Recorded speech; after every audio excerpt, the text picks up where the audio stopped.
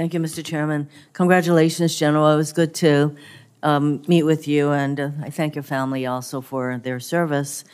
I asked the following two initial questions of every nominee before any of my committees, and I will ask you the following two questions.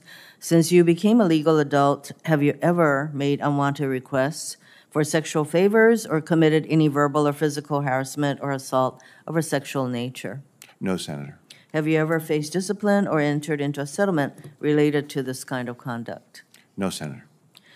The Air Force is now the acquisition authority for cruise missile defense of the homeland. Meanwhile, the Space Force is the global sensor manager, and the Missile Defense Agency continues to oversee system development. To ensure clarity and collaboration, I work to require a report on the roles and responsibilities for missile defense in this year's Senate-passed NDAA. And the department needs to develop a plan for cruise missile defense of Hawaii to include hypersonic missiles, which is why I work to include a strategy for integrated air and missile defense in the Indo-Pacific in our NDAA. General Alvin, if confirmed, will you work with Indo-PACOM as they lead the development of this strategy, the strategy being an integrated air and missile defense in the Indo-Pacific AOR? Senator, I absolutely will. And your point about the homeland defense being, Hawaii is not only the lead point into the Indo-Pacific, but it is on the frontiers of our homeland defense. And so, Senator, I will work with you on it. You may know that I've been asking about the adequacy of missile defense for Hawaii for, it seems like a number of years, and that's why now that the Air Force has a particular responsibility, I'd like to be assured that all of this is being integrated. Although Pearl Harbor Hickam is a joint installation led by the Navy, the disrepair of the Hickam Airfield parking ramp endangers Air Force readiness. And we talk about the importance of air superiority, and I would say that we should have ramps that are in working order.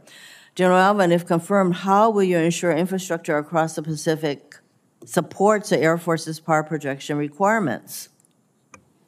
Well, Senator, you couldn't be more right in ensuring that we have the power projection capability from Hawaii, from Guam, from other areas, and our overall infrastructure priorities remain the nuclear recapitalization infrastructure, and then after that, our support for Indo-PACOM infrastructure. Working with the Navy, we will continue to, as they develop their programs, to ensure that we articulate those requirements and link arms as the budgets make their way through to make sure that those investments they have planned make it through to execution.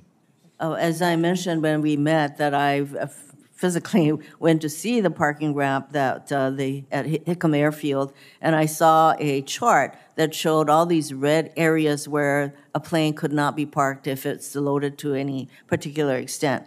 That is very unacceptable, and I'd like to see the Navy put the renovation and the repairs of the ramp infrastructure as a priority, and I would expect that you would support that. And there was a typhoon recently that devastated the Air Force facilities in Guam this past May, and I urge you to provide the accurate cost estimates and justifications that Congress needs to support the climate-resilient repair of Andersen Air Force Base. I think it is going to be in possibly in the billions of what happened at Andersen Air Force, so we'd like to see the figures. By around the end of this year, the fuel at Red Hill will be removed and strategically dispersed across the Pacific Theater. Though both tactically and environmentally prudent, it does raise new logistic challenges. General, how is the Air Force managing its strategic fuel laydown for the Pacific with the closure of Red Hill?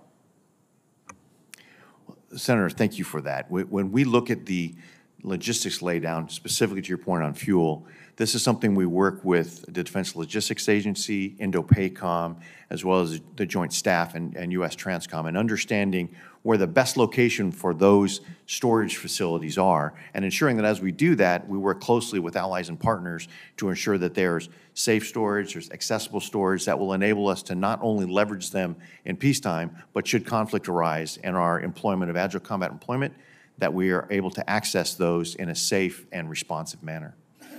So you are engaging in those kinds of discussions now because we're talking about Red Hill and 100 million gallons of fuel that now have to be dispersed elsewhere. So you're having those discussions now, and at some point, I don't know if in this setting, you can describe for us how the fuel laydown is going to take place throughout the Indo-Pacific area. Yes, ma'am, Senator, we will. Thank you, Mr. Chairman.